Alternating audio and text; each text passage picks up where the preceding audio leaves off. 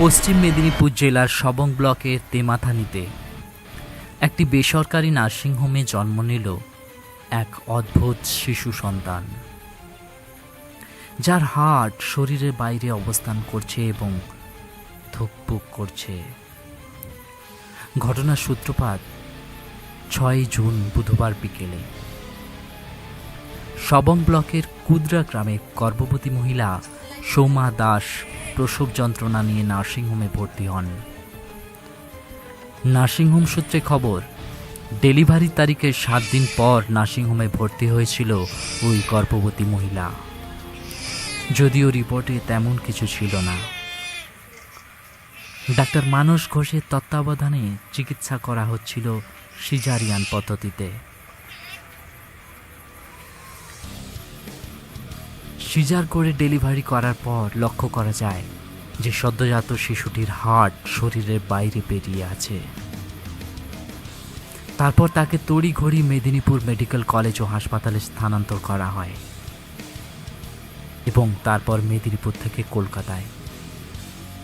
বর্তমানে ছেলেটির অবস্থা জানা যায়নি, তবে চিকিৎসকদের দাবি এই ধরনের ঘটনা বিরল।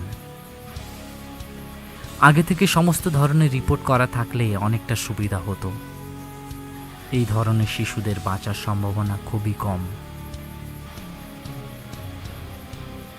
অ্যাকচুয়ালি কি এই মেডিকেল সিস্টেম, কেন এই ধরনের হয়, চলুন শুনে নেই ডাক্তার শুভেন্দু বাগের কাছ থেকে।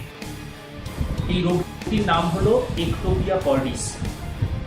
এটি এক ধরনের জন্মগত ত্রুটি, যাতে বক্ষ খাঁচার বাইরে হার্টটি অবস্থান করে। এক্ষেত্রে রোগীর বাঁচার সম্ভাবনা খুবই কম। একমাত্র সাকসেসফুল সার্জারি একে বাঁচাতে পারে। রোগীর মা যদি অ্যান্টিনেটাল পিরিয়ডে সঠিক সময়ে তার পেটের ছবিগুলো করাতেন, তাহলে হয়তো আমরা রোগীর জন্মানোর অনেক আগেই রোগটাকে ডিটেকশন করতে পারতাম।